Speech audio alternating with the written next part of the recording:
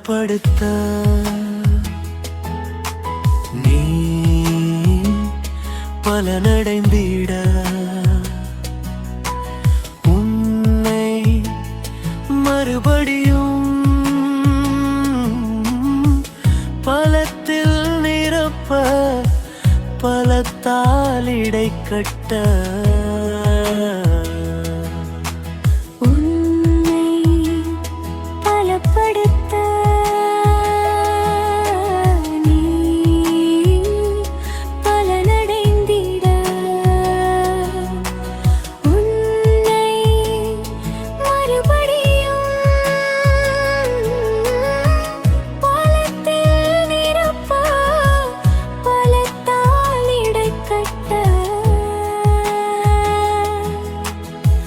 கழுகுகளைப் போல் பலனடைந்து படைந்திட உன்னை மறுபடியும் பலப்படுத்துவேன்.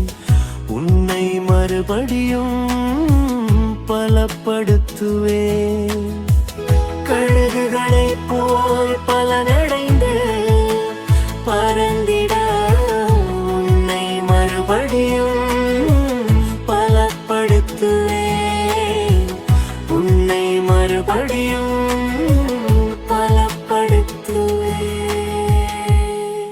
இன்றைக்கு நீங்கள் பலப்படும்படியாய் ஒரு வார்த்தை ஆண்டவர் உங்களோட பேசுறாரு. மத்தேயு 4ஆம் அதிகாரத்தில் ஒரு சம்பவம் இருக்கு. 40 நாள் இயேசு உபவாசம் பண்ணும்படி வனாந்தரத்துக்கு போனாரு. 40வது நாள் முடிஞ்சு 41வது நாள் வருது.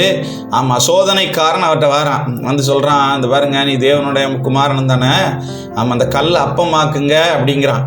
உடனே ஆண்டவர் பதில் சொல்றாரு, மனுஷன் அப்பத்தினாலே மாத்திரமல்ல தேவனுடைய வாயிலிருந்து புறப்படுகிற ஒவ்வொரு வார்த்தையினால் பிழைப்பான் என்று எழுதி இருக்கிறதே. எப்பவுமே தேவைக்காக அல்ல இயேசு, அது சொல்றாரு. சாப்பாட்டுக்காக இயேசுவை தேடுறேன், ட்ரெஸ்ஸுக்காக இயேசுவை தேடுறேன், வேற சில வேலைக்காக இயேசுவை தேடுறேன், கல்யாணத்துக்காக இயேசுவை தேடுறேன், ஆமா, நான் சபைக்காக இயேசுவை தேடுறேன், நான் ஊழியத்துக்காக இயேசுவை தேடுறேன். இல்லை, நான் அடிக்கடி சொல்லுவேன், ஏசப்பாவுக்காக ஏன் தெரியுமா இவ்வளவு வைராக்கியமான ஊழியம் செஞ்சுட்டு இருக்கிறேன். இப்போ வரைக்கும் நிறைய போராட்டங்கள், நிறைய பிரச்சனைகள் என்கிட்ட நிறைய, நம்ம விசுவாசத்தில் போராடும் பொழுது நான் நிறைய சோர்ந்து போய் விடுவேன், பலவீனப்பட்டு விடுவேன். ஒருவேளை நிறைய நேரங்களில் எழும்ப முடியாத சூழ்நிலை வரும். என் மைண்டுக்குள்ள ஒன்று தான், பண்ணியா இருந்தேன்னு ஆட்டுக்குட்டியை அவர் தோளில் மாற்றி போட்டு, நீ என் பிள்ளை, நீ என் மனவாட்டி, நீ என் சிநேகிதன்னு தைரியப்படுத்தி என்ன அவருடைய செல்ல பிள்ளையா மாற்றினதுனால என்ன நடந்தாலும் சரி, நடக்காட்டாலும் சரி, இயேசுவுக்காக வைராக்கியமாக ஊழியம் பண்ணுவேன்னு சொல்லிட்டு இன்னைக்கு வரைக்கும் ஊழியம் பண்ணிட்டு இருக்கிறேன். நீங்கள் உங்கள் வாழ்க்கையை பார்த்து, உங்களை பார்த்து ஆண்டவர் பேசுகிறாரு. நீங்கள் அப்பத்தினாலே உங்களை பிழைப்பூட்ட வேண்டும் என்று நினைக்கிறீர்களா? இல்லை என்றால் ஆண்டோடைய வாயிலிருந்து புறப்படுகிற வார்த்தையினால உங்களை கனப்படுத்த நினைக்கிறீங்களா? ரெண்டாவது, ஆமாம், ஒரு சர்ச் மேலே போய் வச்சுட்டு சொல்கிறான், கீழே குதியும். ஆமாம், அவன் வசனம்லாம் தெளிவாக சொல்லியிருக்கல. முதல்ல அடுத்தாப்புல வசனத்தை வச்சு அவர் அடிக்கிறான். அப்போ அவன் சொல்கிறான், நீ என்னை பரீட்சை பார்க்காத. நிறைய பேர் ஆமாம் என்கிட்ட கேட்பாங்க, உங்கள் ஆண்டவர் வல்லமில்லவர் தானே, ஆமாம், இந்த பாருங்க இப்படிலாம் கிடக்காரு, இவரை எழுப்பிடட்டும், இப்படிலாம் சம்பவம் நடக்கு, இது மாறட்டும், நீங்கள் ஜோம் பண்ணுங்க, மாறட்டும். சில பேருக்கு ஆண்டவர் பதிலளிக்க சொல்லுவார், சில பேருக்கு பதிலளிக்க சொல்ல மாட்டார். ஏன் தெரியுமா? இப்போ ஒருத்தர் இருக்காரு, அவர்கிட்ட ஜோம் பண்ணி, ஆமாம், அவரை நம்ம ஒருவேளை நல்லா சுகப்படுத்தி அனுப்பிவிட்டுட்டோன்னு வச்சுக்கோங்களேன். கொஞ்ச நாள் கழித்து அவரை பார்த்தா அவர் டாஸ்மார்க்கு பிள்ளை நிற்பார். அவரை பார்த்தா அவர் இயேசு விட்டு பின்மாற்றமை போய் நிற்பார். அப்போ இயேசுப்பா நம்மகிட்ட பார்த்து கேட்பார், நீ தானே சொன்னையா சுகம் கொடுத்துருங்கன்னு உபவாசம் போட்டு அழுது ஜோம் பண்ண, சுகம் கொடுத்தோடனே என்னை விட்டே போயிட்டாம்பாரு. அதனால தான் அவனை நான் சுகப்படுத்தாமல் வச்சுருந்தேன். நல்ல கவனமாக கேளுங்க, இயேசுவை பரீட்சை பார்க்கக்கூடாது. நிறைய நேரங்களில் இயேசுவை பரீட்சை பார்ப்பாங்க. இயேசுக்கு நான் இதை கொடுத்துட்றேன், எனக்கு அவர் செய்யட்டும். அவர் லஞ்சம் வாங்கி செய்கிறவர் ஆண்டர் கிடையாதுங்க. உண்மையாய் தம்மை நோக்கி கூப்பிடுகிற யாருக்கு கத்த சமீபமாக இருக்கார். எனக்கு நீர் வேணும்னு யாரெல்லாம் சொல்கிறாங்களோ அவங்களுக்குலாம் ஏசப்பா ஹீலிங் கொடுப்பார். ஏசப்பா நீங்கள் வேணும், அதான் சொல்கிறாரு, பரீட்சை பாராதிருப்பாயாக சொல்கிறாரு. பரீட்சை பார்க்காது, என்ன டெஸ்ட் பண்ணாதப்பா நீ. பிரியமானவர்களே, இயேசுவை டெஸ்ட் பண்ணிட்டு இருக்கீங்களா? அடுத்தாப்புல சொல்கிறான், மலை மேலே நிப்பாட்டிட்டு போய் சொல்கிறான், அந்த பாருங்க, இந்த உலகத்தில் எல்லாத்தையும் பாருங்க, எல்லாத்தையும் உனக்கு தாரேன், ஒன்றும் செய்யுங்க, என்ன தாழ விழுந்து பணிங்கங்க. அன்னைக்கு ஆண்டவர் உங்களை பார்த்து கேட்குறாரு, நீ உலகத்தில் தாழ விழுந்து பணிந்து கிடக்கிறாயா, இல்லை என்றால் இயேசு ஒருவர் போதும் என்று விழுந்து கிடக்கிறாயா? பாருங்க, இன்னைக்கு உலகம் போதும்னு சொல்லிட்டு எல்லார் கையிலையும் ஃபோன் இருக்கு. இருதயம் இருக்கா இல்லையோ, இருதயம் ஒர்க் ஆகுதோ இல்லையோ, ஃபோன் ஒர்க்கிங்லேயே இருக்கணும், ஃபோன் சார்ஜ்லேயே இருக்கணும். ஆமாம், எழும்புனா ஃபோனு, போகனா ஃபோனு, பாத்ரூம்குள்ளே ஃபோனு, குளிக்கும்போது ஃபோனு, பைக் ஓட்டும்போது ஃபோனு, காரில் போகும்போது ஃபோனு, மத்தியானம் சாப்பிடும்போது ஃபோனு, மற்ற டைமில் சாயங்காலமும் ஃப்ரீ டைமில் ஃபோனு, வீட்டுக்கு வரும்போது போர் அடிச்சிச்சுன்னா ஃபோனு, ஆமாம், இரவு நேரம் தூங்க போகிறதுக்கு முன்னாடி ஃபோனு. இப்படியே வாழ்க்கை எதில் போயிருது?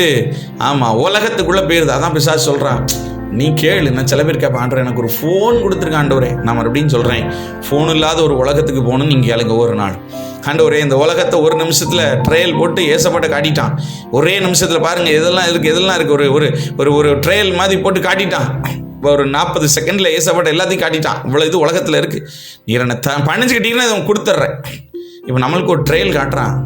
மொபைல் பார்த்தியா அழகாக இருக்குது, மொபைலில் பார்த்தியா நீ ஒன்றும் பண்ண வேண்டாம், அப்படி ஒரு ஃபேஸ்புக்னு ஓப்பன் பண்ணிட்டா போதும், இன்ஸ்டாகிராம் ஓப்பன் பண்ணிட்டா போதும், யூடியூப்பில் சும்மா நல்ல கிறிஸ்துவ பாட்டாக கேட்கலாம். முதல்ல அப்படி தான் ஆரம்பிக்கும், அதுக்கடுத்தாப்புல மோசமான நிலைமையில முடிஞ்சிடும். ஆனால் ஆண்டவர் சொல்கிறாரு, போ என் பின்னாலே போ சாத்தானே. ஆமாம், என்ன நீ பணிந்து கொண்டு எனக்கு மட்டும் நீ ஆராதனை செய்கிறதுக்கு பிள்ளைகளை ரெடி பண்ண நான் முயற்சி பண்ணிக்கிட்டு இருக்கிறேன். நீ பிள்ளைகள் கையில், தேவ பிள்ளைகள் கையில், புறஜாதிகள் கையில் ஆமாம் செல்ஃபோனை கொடுத்து உனக்கு அடிமையாக்கிட்டு இருக்க. கொஞ்சம் கவனமாக இருங்க. நீங்கள் இன்றைக்கி பலப்படணும்னு சொல்கிறாரு. அப்பத்தினாலே பிழைக்கிறீங்களா, தேவனுடைய வார்த்தையினாலே பிழைக்கிறீங்களா? ஆமாம், ஏசப்பாவை சோதிக்கிறதுக்கு ரெடி ஆகிட்டிங்களா? அந்த பாருங்கள், இதை மட்டும் சரி பண்ணிடுங்க, நான் அவங்ககிட்ட நல்ல சர்ச்சுக்கு வந்துடுறேன், இதை மட்டும் மாற்றிடுங்க, நான் ஆலயத்துக்கு வந்துடுறேன், இப்படிலாம் ஆண்டவர்கிட்ட சொல்லுவான் பாருங்கள். நோ, கொஞ்சம் உங்களை சீர்படுத்தணும்னு ஆண்டவர் சொல்கிறாரு. அடுத்தாப்புல சொல்கிறாரு, ஆமாம் அப்பாலே போ சாத்தானே. உலகத்தை காட்டும்போது நல்லா இருக்குது, உலகம் அழகாக இருக்குது, சே அழகான பொண்ணு, சே அழகான பையன், நல்ல வாழ்க்கை, நல்ல பணம், நல்ல நகை. சொல்லுங்கள், இயேசுவின் நாமத்தை என் பின்னாடி போய், இயேசு ஒருத்தர் எனக்கு முன்னாடி போதும், அப்பொழுது இவைகள் எல்லாம் கூட கொடுக்கப்படும். நிறைய வேணும்னு நினைக்கிறீங்களா? இல்லைனா அந்த கொஞ்சோண்டு பொருள் மேலே ஆசைப்பட்டு ஓடுறீங்களா? கொஞ்சோண்டு பொருள் மேலே ஆசைப்பட்டு ஆமாம் லோத்தின் மனைவி திரும்பி பார்த்து உப்பு தூணாய் போனால் முடிஞ்சு போச்சு வாழ்க்கை. உங்களுக்கு வாழ்க்கை முடியணுமா? இல்லைன்னா கர்த்தருக்காக வைராக்கியமாக வாழ போகிறீங்களா? தொடர்ந்து நாளை தினமும் இதே போல் இன்னொரு மகிமையின் வார்த்தையை பலப்படுவதற்கு ஆண்டவர் உங்களோடு பேச விரும்புகிறார். தொடர்ந்து கேளுங்க, கர்த்தர் உங்களை ஆசீர்வதிப்பார். God bless you.